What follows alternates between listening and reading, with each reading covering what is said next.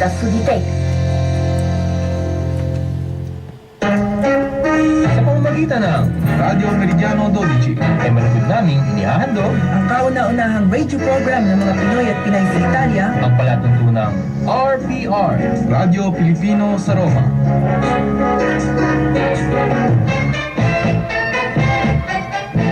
Magandang gabi po mga kaibigan. Ito pong yung lingkod, Doje Cruz, na bumabati at nag-aanyayang samahan kami sa kabuuan ng ating palatuntunang Radyo Pilipino sa Roma. Corazon sa babati po na isang magandang gabi at maligayang pakikinig at bilang pambungad musika, pakinggan natin ang Viva Hot Beats.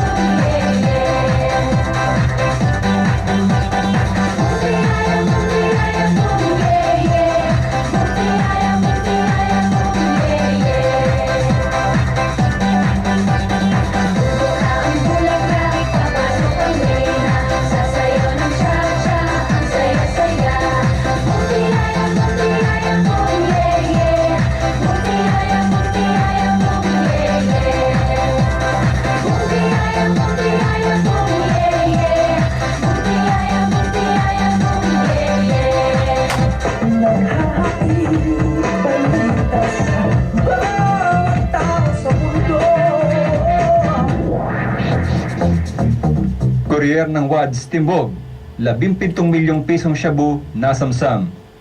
Timbog ang mga ahente ng National Bureau of Investigation o NBI ang paniniwalang courier ng West African Drug Syndicate o WADS na kamuntik nang makalusot palabas ng Ninoy Aquino International Airport na nahulihan sa kanyang bagahe ng tinatayang 17 milyong pisong halaga ng shabu sa tulong ng sniffing dogs. Sa ulat ng NBI Reaction Arrest and Interdiction Division o RAID o RAID, Attorney Jonathan Galicia, ang suspect na isang sales lady umano sa Indonesia ay kinilalang si Media Aprideri, 28, na nakapasok sa bansa noong pang Mayo 19. Kasama ni Galicia sa isang sinasagawang press conference yung Vice President Jejomar Binay na nagpresenta kay Aprideri sa ikatlong kilong high-grade shabu na nasamsam dito. Namatid sa nabuko na dalang shabu ng suspect nang maamoy ito ng K9 sa luggage ng una. Buhat umano sa source ng NBI ang impormasyon hinggil sa pagdating ng drug mule na nagmula sa Ethiopia patungo Indonesia matapos dumaan sa bansa bilang transit points ng WADS.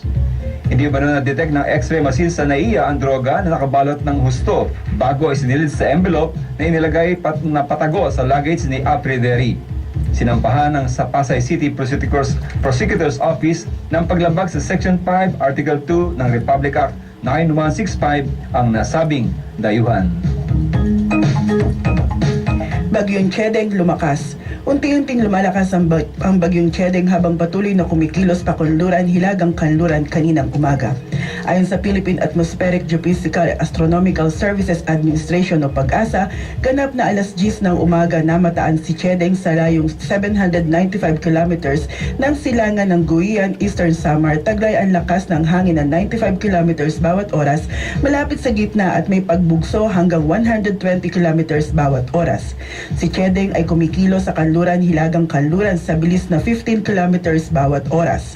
Bukas, araw ng Martes, si Chedeng ay nasa 540 kilometers hilagang silangan ng Guian, Eastern Samar at sa Miyerkules ay inaasahang nasa layong 360 kilometers hilagang silangan ng Virac, Catanduanes.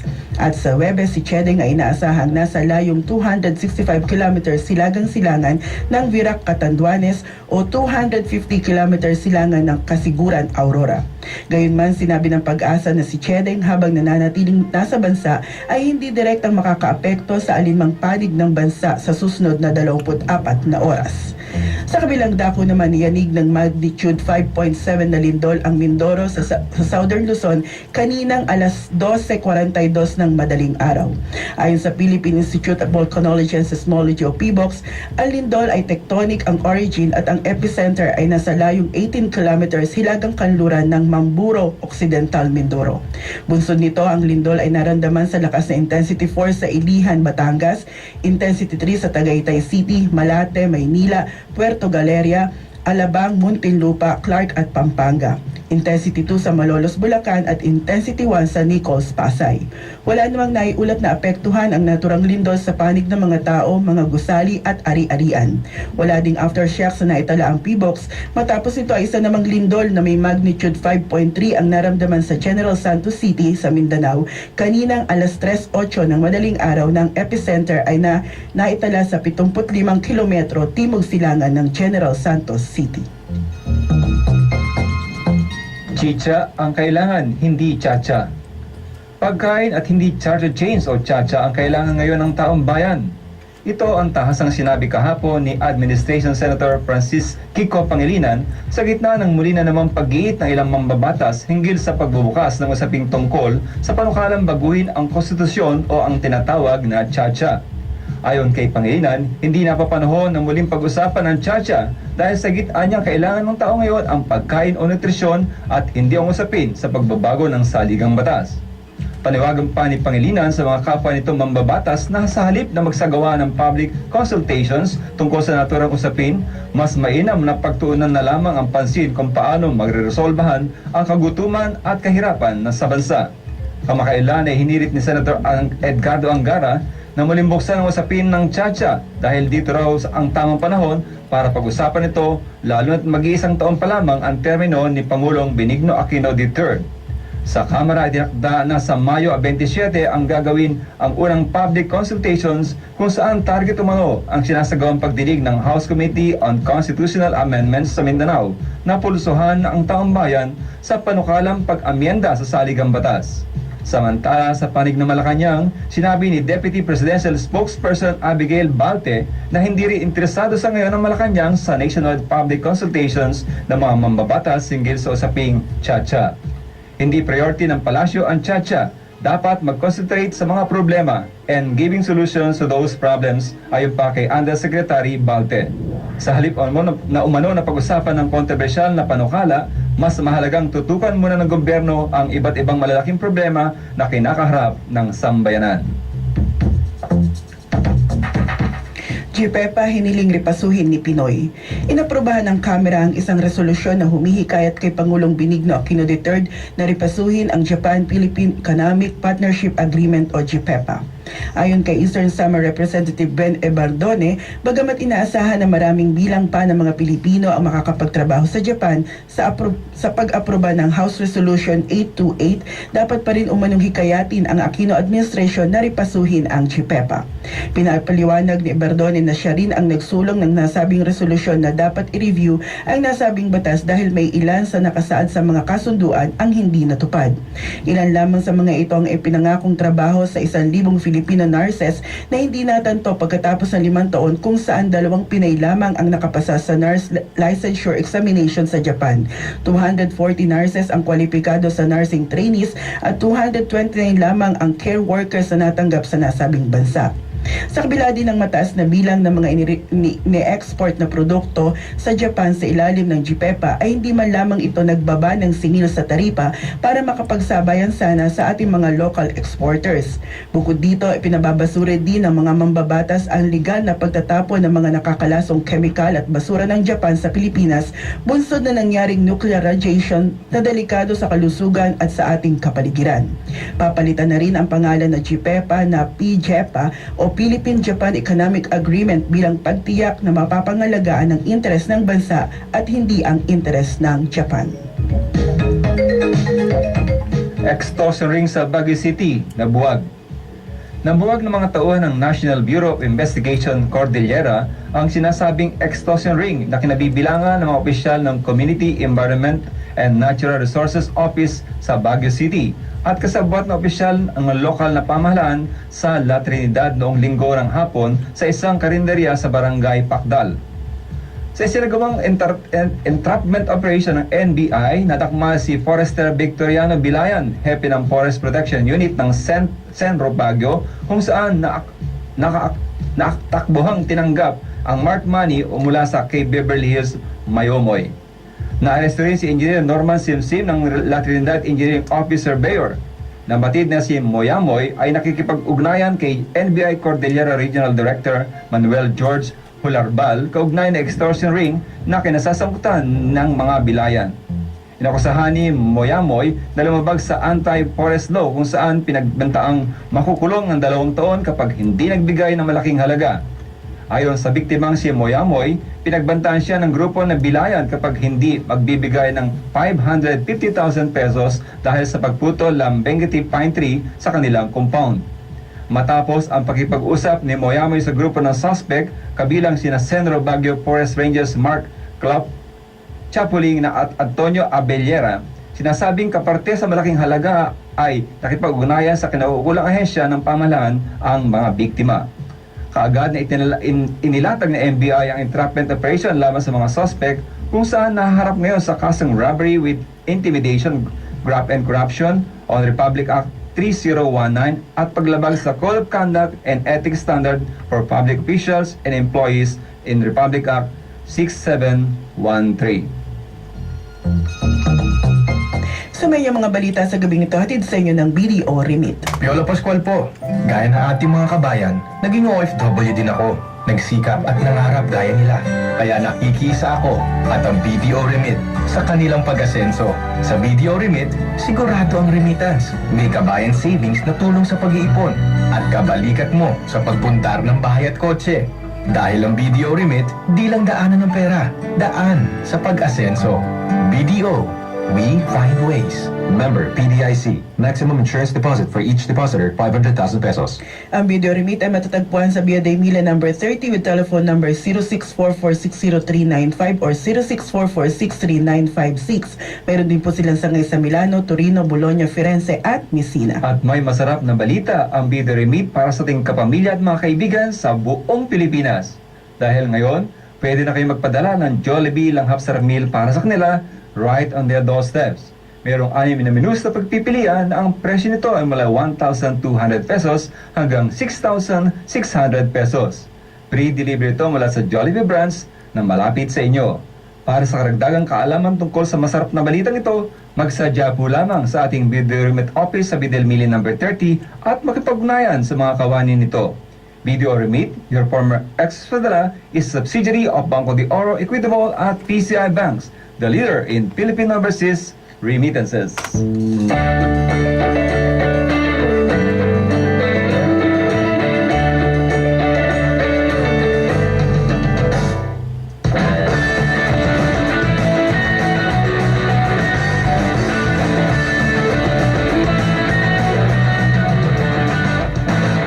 Ako ang bida ngayon. Masyadong kang ambisyosa. Huwag kang kukontra kung ayaw mong masipa sa mukha.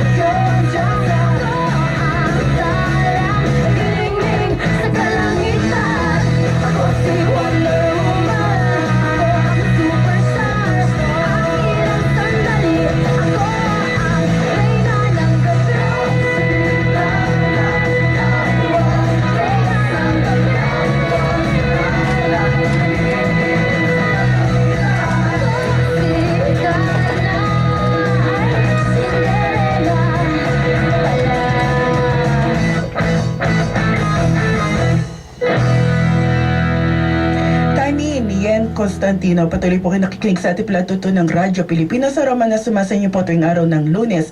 Ngayon po ay 23 ng Mayo at malapit na ang katapusan. 8 araw na lamang at katapusan na. Narinig niyo po yung mga balita natin sa gabing ito. May bagyo pong paparating sa Pilipinas. Actually, nasa loob na ng Pilipinas.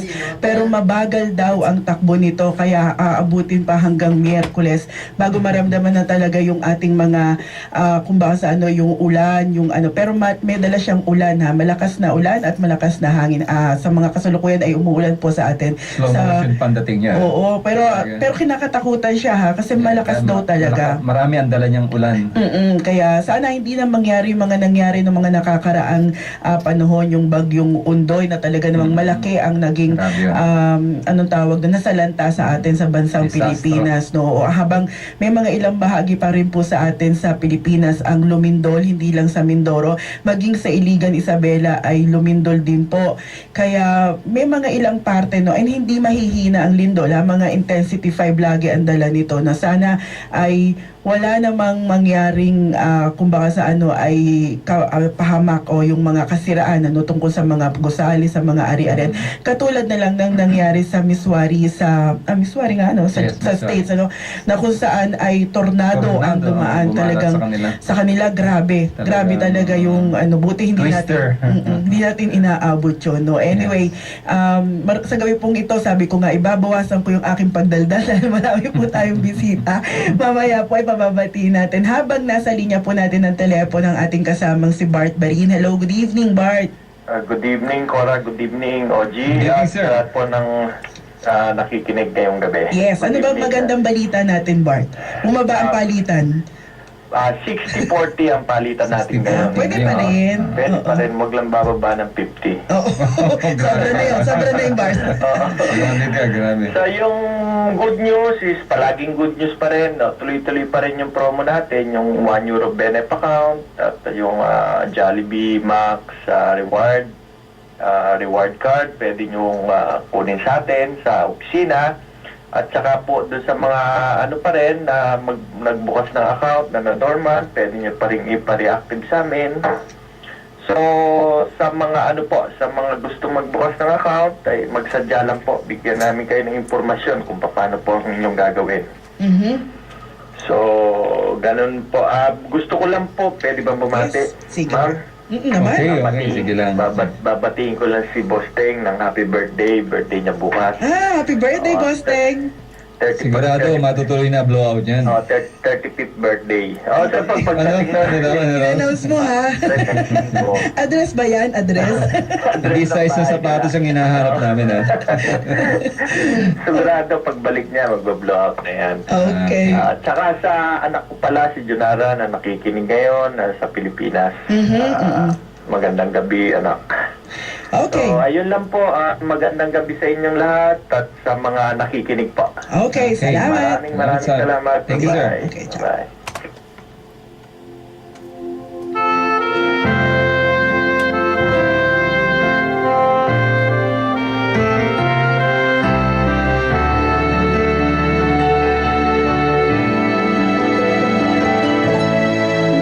Hinihintay sa buhay ko isang magmamahal. Ngunit habang hinihintay lalong tumatagal.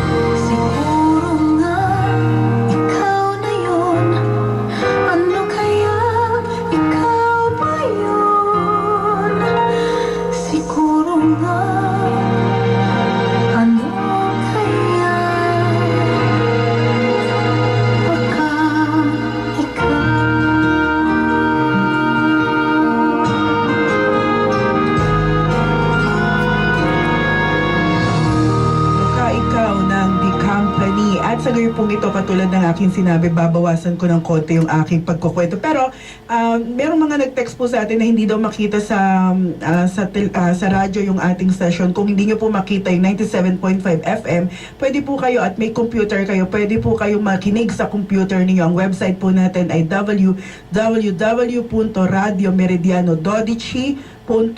Direkta po maririnig ninyo para kayong katabi nyo lamang po. I-click nyo lang po yon.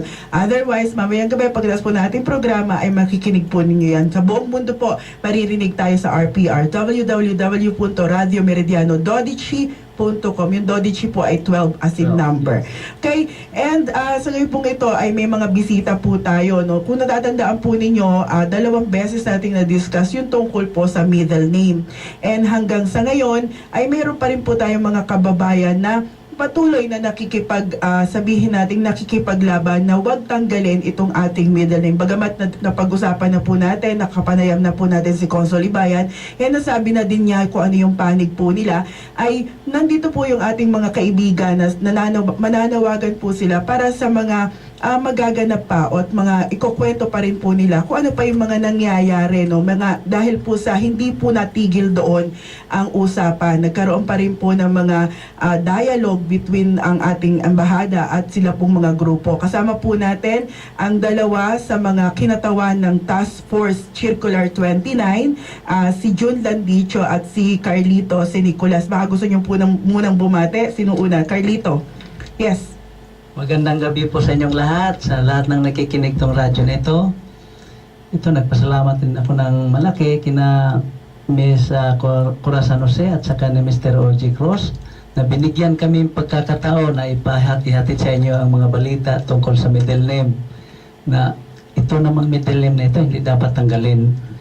Sinasabi nila na isaayos. Oo. Teka muna, pabatiin mo natin si Jun. Magsisimula. Okay, sige po. Jun, baka gusto mo munang bumate.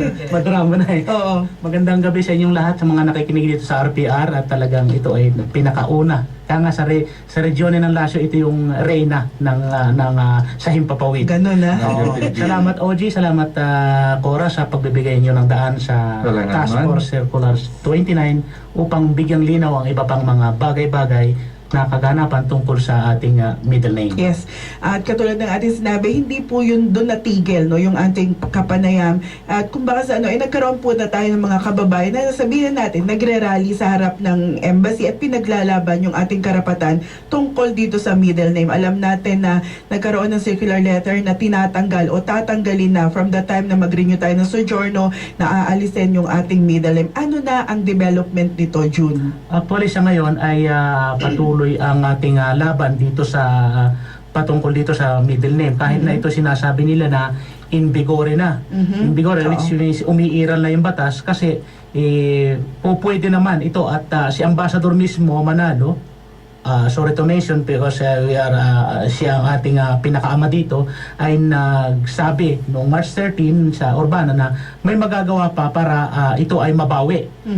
At actually, ito ay pinagaan na rin ng pag-implementahan ng lumabas namang Circular 4. Pero ang nakikita natin dito, para bang yung Circular 4 ay nagpagaan lang sa problemang galing naman sa Circular 29 na wala naman dating problema. Na para lang na nilagyan mo ng virus yung computer, tapos ikaw din naman ang naglagay ng antivirus. Okay. To tell you so shortly, hindi naman tayo dito, magbibigay lang na tayo ng ilang pahayag at tayo nga ay naninindigan at nag-aanyaya sa ating mga kababayan na sa Huwebes pong muli ay mayroon tayong rally sa harap ng embassy, pero hindi lamang tungkol naman sa middle name itong ating hinaing sa ating embahada at sa ating pamahalaan na makakarinig o makakakita ng Pwede ba rally. natin sabihin yung peaceful rally? Peaceful rally Peaceful talaga. rally. Peaceful rally. Anong dahilan? Anong mga dahilan ninyo at talagang nagpupursige yung grupo na ipaglaban itong middle name na ito? Meron bang kanina nag-uusap tayo, no? Meron kayong mga dahilan para magagandang dahilan para ipaglaban itong tungkol dito sa middle? Meron kaming 3 points. Tatlo lang, hindi lang 5. No? 3 good reason. Okay. 3 good reason. Ang unang reason ay yung patriotism, pinoprotektahan natin yung ating civil identity kasi binabawasan nga nung circular So, puprotektahan natin yan bilang mga Pilipino. At bilang Pilipino, tayo ay isang bansang republika. We are a sovereign state. Kaya pinangangalagaan natin dito ang ating sovereign identity o soberenya ng pagkakakilanlan. Bilang Pilipino, saan ka mang lugar nandun, kahit saang bansa. At tinututulan natin yung inconsistent of the facts, kasi yung nangyari inconsistent. So yun yung sa pagiging patriotiko natin na bilang isang Pilipino, yun yung isa. Yun yung tatlo sa isang reason. Ang isa pang reason, pangalawa ay yung sa human rights na nasagasaan mismo ng Circular 29 yung cultural identity na ayon sa International Human Rights Commission na yun yung isang parang may akordo kasi yung mga bansa sa pagdating sa kultura. So nasagasaan yun na mayroon tayong karapatan na panatilihin yung ating cultural identity. At base nga din sa Italian law, yung dekreto dekreto Presidenziale della Repubblica noong 30 Maggio 1989, number 223, yung regulamento nila sa pagrerehistro na kung ano yung nasa passport ng isang dayuhan, yun yung ilalagay buo. So hindi mo babawasan. So tinanong lang naman kung saan ilalagay, hindi sinabi na alisin niyo yan dahil sa atin yun So nilinaw naman yun ng Circular 64 noong December 22, 2004. So which is wala nang problema doon. Nagka-problema nga lang nung dumating yung Circular 29 tapos ginamot naman siya yung sarili niya nung Circular 4. So doon pumapasok yung sa human rights, yung ikalawang reason natin. At ang ikatlo ay yung true integration. Hindi ko mo integrasyon ng kailangan di ba hinihingi sa Italiano name and surname lang. Susunod na tayo doon. Meron naman ng akordo na pinapayagan naman tayo at hindi naman tayo pinipilit o hinihimok na sumunod sa kanila. Para bang ganito kung mo ba mapuputi ang Italiano gagaya na tayo kay Michael Jackson na magpapaputi din, o kung mo ba matitilos ang kanilang mga ilong, gagaya na ako kay Pinocchio na magsisinungaling para tumilos ang ilong ko. Hindi ganon, kundi kung ano yung nasa atin, yun yung ating ilalagay base doon sa Article 14, At doon sa true integration nga, ang ating ipinopromote ay yung multi-ethniko, nung pagkakasama-sama ng iba-ibang kultura, multicultural, multi-tradition, at no to racism. Kasi parang nirarasismo na yung isang tao na pipilitin mo na, kumbaga, bisita mo. Bisita lang kita, ito ang isusuot mo. Huwag kang magda-duster, At yung isa, yung tinatawag na united color, walang itim, walang puti, walang dilaw, na tayong lahat dito, tayo kasi mga anak ng Diyos, sama-sama tayo parang yung arcobaleno. Yun yung tatlong good reason namin kaya kami patuloy na lumalaban dito. Ngunit pangunahin yung pagprotekta sa ating patriotikang paniniwala. Okay. So yun yung kanilang mga kadahilanan. So sa Huwebes na darating ay meron rally sa harap ng embassy natin, na magaganap. Okay, baka gusto mong imbitahan? Yes. Iniimbitahan natin ating mga kababayan. At meron tayong advice sa ating mga kababayan na kasi ayon na rin sa embahada nung huli kaming mag-meet noong kailan huli natin last Thursday na ayon sa kanila ay hinihintay pa rin nila yung guidelines from DFA. So habang hinihintay ang guidelines ng DFA, dapat sana itigil muna yan kasi kawawa naman yung natatanggalan na. Paano kung sabihin ng DFA na huwag tatanggalin, ibabalik na naman. Panibagong pahirap at abala doon sa mga tao. So kung nga wala silang ginagawang ganon, mayroon kaming nasilip sa mga batas ng Italia na pwedeng kumonsinti sa ating mga Pilipino na panatilihin yung ating middle name bilang individual na may kagustuhan. Kapag ikaw, ito ang payo po, kapag ikaw ay magpipil up ng kit, bubuuin mo yung lahat yung kagaya ng dati. Pag inihulog mo sa posta, hindi naman yun na ko-questionin na dahil sa iyon. Tapos sa kumbukasyon sasabihin mo doon sa pulis na huwag mong tatanggalin yung, kunwari, yung aking anak, si Mark John Perez Landitzo. Sabi niya, non togliere questo Perez perché questo è mio. Sabi ng pulis, hindi ko naman ikatatanggalin yan dahil sa'yo yan. Kung ano yung gusto mo, yun ang susundin namin. Yeah.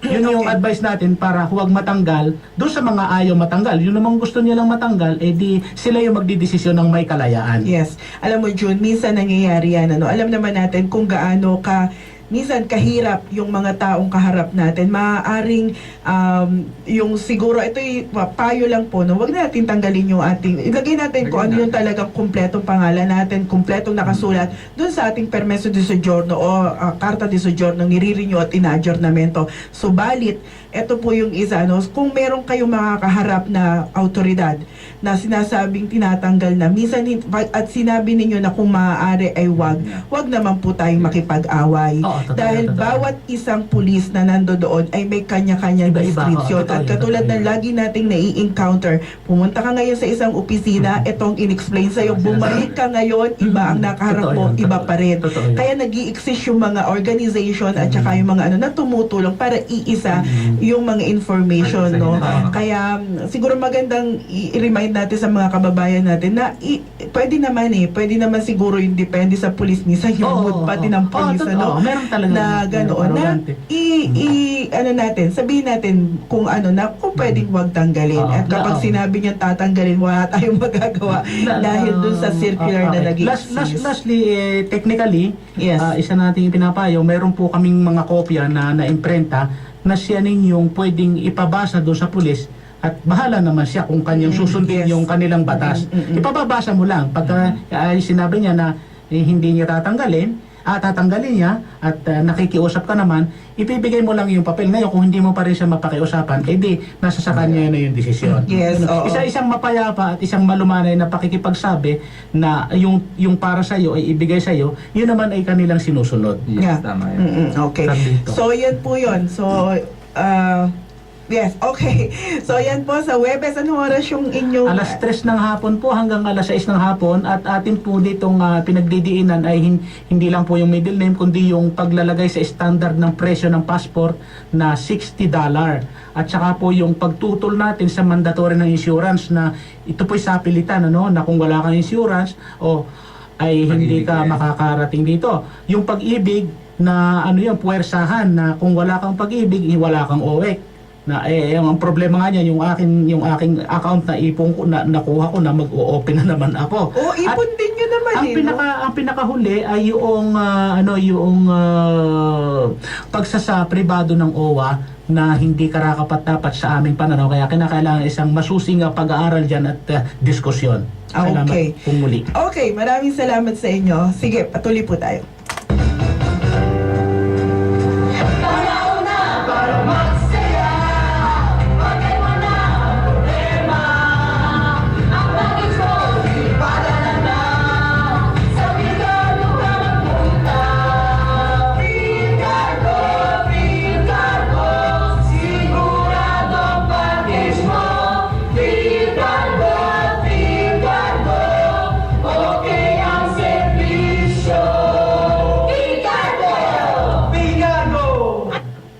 Para sa mabilis at siguradong pagpadala ng air and sea cargos, narito ang PhilCargo Freight Services na naghahandog din sa iyo ng plane tickets with the most reasonable prices. Sila ay matagpuan sa Middle Forty Brasky number 88 with telephone numbers 06-614-9119, 06-614-4536 at 3289-706-683. Hanapin lang po niyo si Paul at Evelyn Reyes na laging handang magserbisyo sa inyo dahil para sa kanila, kayo ang number 1. At yan po, narinig po ninyo. At katulad natin na meron pa rin po tayong isang bisita dito. Ito naman medyo light naman yung kanyang paliwanag. No? Bininalo po tayo ng ating kaibigang Flavia Fieralisi na nung nakaraan po mga pagtatanghal natin ay diniscuss po natin yung tungkol doon sa pag-iimpok para po doon sa mga, especially doon sa mga magpe-pension o magre-retire na. Sa ngayon, hindi na lang magre-retire pero kailangan pag-isipan yung kanilang futuro. Good evening. Buonasera Flavia, good evening. Buonasera, signora Flavia. a tutti. Come va? Come sta andando? Bene, bene.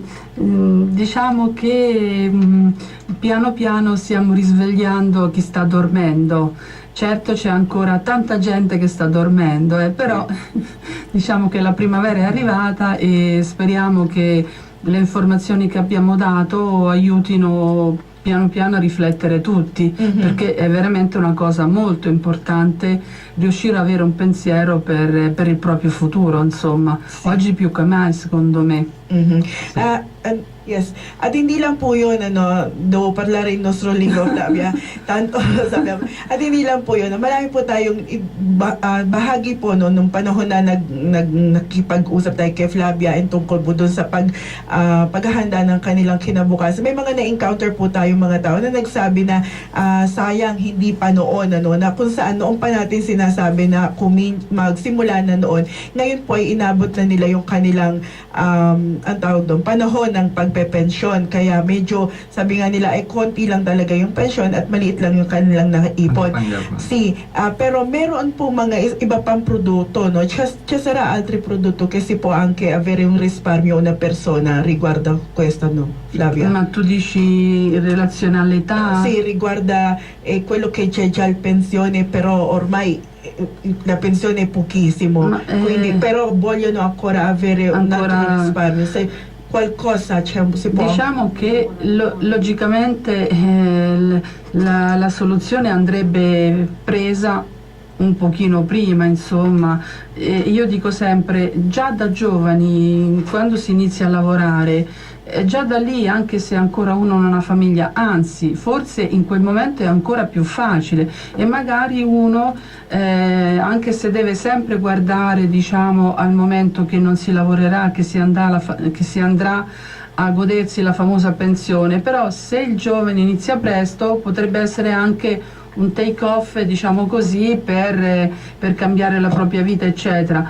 Quando, certo, diciamo come quella signora che mi dicevi prima, 70 anni, che oltretutto è già superata l'età pensionabile, si può trovare qualche soluzione. Logicamente è un pochino più difficile, naturalmente non può essere legata anche alla protezione della vita, ma semplicemente, unicamente un risparmio, insomma. Si può vedere, la scelta purtroppo non è sicuramente molta, sì. E molto probabilmente bisogna anche aumentare un pochino gli importi, anche se esistono diciamo dei sistemi che sono più investimento in qualche modo, magari cercando qualche cosa che non sia molto a rischio. Sì, anche questa sera abbiamo anche un'altra amica che se vuole salutare Annie Diaz.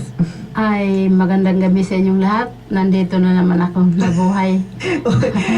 Many years na absent na dito. Buhay na antok na si Annie. Naantok na nga ako eh. So, si Annie po ay, yes. Yung ang sinasabi ni Flavia. Yeah, si Annie po ay isa sa mga halimbawa lamang po nating masasabi na pwede ko ba sabihin, umabot na sa pension period, umabot na po sa pension period, pero maging maliit, natanggap mo na ba yung pension mo? Nagsimula ka na, natanggap na, yes. And magkano yung pinaka-initial pension mo? Kasi ano yung decorrence, nag-start yun, ang activity ay yung May 2010. Nakuha yung lump sum itong May na ito. Pero actually, ang monthly na marireceive is just 460, 467 something a month. Mabubuhay ba yan kung dito tayo? Sa Pilipinas, pwede para sa isang tao lang yun. Pero, kaya nga, dito dahil maliit nga ang makukuha lang natin, kailangan talaga mayroong pandagdag. Yung sinasabing risparmio forsata, yun ang pag-iimpok para sa pandagdag sa ating tatanggapin pag hindi na tayo nagtrabaho. And I'm sure nag-secure ka nito, Annie. Meron ako. Oo. Tapos na ba? Hindi pa? Hindi pa. Mahaba kinuha ko para sigurado. Para sigurado. Na makukuha, malaki-laki ang makukuha ninyo. So, pero yun nga, kung baka ay sa panahong nagpe-pension ka, meron ka pang inaantay na dadating pa, di ba? So kung sinecure nyo na po yun, dahil siya po nanigurado na siya, na sinigurado niya yung kanyang future, na sabihin natin na bagamat nagpe-pension siya ngayon, pero may inaantay pa siya. Mga ilang taon pa ba inaantay mo? Mahaba-haba pa. Mahaba-haba. At saka hindi naman yun kasi kahit naman halimbawa, hindi natin alam ang buhay yung mga imprevista ba ng buhay Kung halimbawa hindi ko matapos yun dahil siguro tawagin ako ng Diyos, ang pamilya mong maiiwan, mga anak mo, yun ang makikinabang, hindi mawawala yun. It's also providing for yourself and for your family. Yes. And minsan kailangan po nating mag-isip-isip, hindi lang minsan, kung hindi, dapat po sa mga panahon na ito, bagamat sabi ko nga, ito sinasabi ko doon sa iba, mahirap mag-impok ngayon sa mga panahon na to, pero kailan pa tayo mag-iimpok pagka ba sinabi natin na saka na lang at saka na lang, kailan yung saka na lang? So, ngayon po, bagamat mahirap mag-save, sabihin na natin, ay kung baka may kasabihan nga tayo, hanggat maiksido yung kumot, kailangan nating mamaluktot para naman pagdating ng future, meron tayong makukuha, ika nga, no, Ani? Diba? Sure. So, sa palagay mo, ano magiging payo mo sa ating mga kababayan na nakikinig ngayon? Eh di talagang pipilitin ang sarili para kung gusto mo yung magaan na pagtanda, kasi talagang tatanda eh. Kung Di magaan ang buhay mo pag dumating na yung panahon na yun, kailangan mayroong pandagdag dyan sa inaasahan natin sa Italian government, kasi ang makukuha lang natin ay minimum Minimum lang. Sabihin natin, ang iba kasi pinagmamalaki, nakakaipon sila, may mga pundar na sila. Pero marami din naman ang wala. At least dito, yung iniipon mo yan na maliit sa isang buwan ng pag-iipon, tiyak yun, hindi na yun mawawala. Kasi doon yun at para bang obligasyon mo, parang nagbabayad ka, nangungutang ka, no? Pero para sa iyo din yan eh. Alam mo, magandang yung parang paluwagan. Oo. Baka hulog ka ng hulog, at the end ng iyong kung ano man kontratang kinuha mo, ay meron kang masusweldohin, no? Na hindi lang yung buwan ng paluwagan na madalas nating nauubos. Pero ito po, talagang parang nakahanda para sa ating mga future. Kailan pa ba natin iisipin pagka talagang matandang-matanda na tayo, hindi na natin kaya at naabot na natin yung pension na maliit lang pala ang aabutin natin, di ba? Ayun nga, yun, sinabi mo na kung kailan 70 years old na, ngayon pa gustong mag-impok sa bagay na yan, it's too late. Yeah. Kasi may limit yan eh. Totoo. Tingnan mo kahit yung OWA membership, pag 70 ka na, hindi ka na rin-renewan. Oo. Kaya hanggat maaari po, hanggat maaga, ay gamitin natin. Flavia, c'è qualche, abbiamo parlato riguardo la pensione, riguardo queste cose, qualche parola che vuole... Sì, io volevo dire una cosa, adesso mentre Anni parlava stavo ascoltando per quello che riesco a comprendere e pensavo, in questi ultimi tempi nell'andare a fare i colloqui io ho notato comunque una maggiore responsabilità, un maggiore pensiero di chi, con le persone con le quali andavo a parlare rispetto a questo problema. C'è più, forse si è acquisito un pochino di più consapevolezza che di questo problema. Io devo dire che nel passato, per tanti motivi, molto probabilmente molte persone si sono fermate, un po' perché sentivano voci di qua, voci di là, non erano convinti, pensavano di tornare a casa, il primo problema era la prima cosa che fermavano. Io adesso vedo che tutti coloro che iniziano a far partire un piano di risparmio lo fanno con molta più responsabilità e nessuno si ferma. Quindi vuol dire che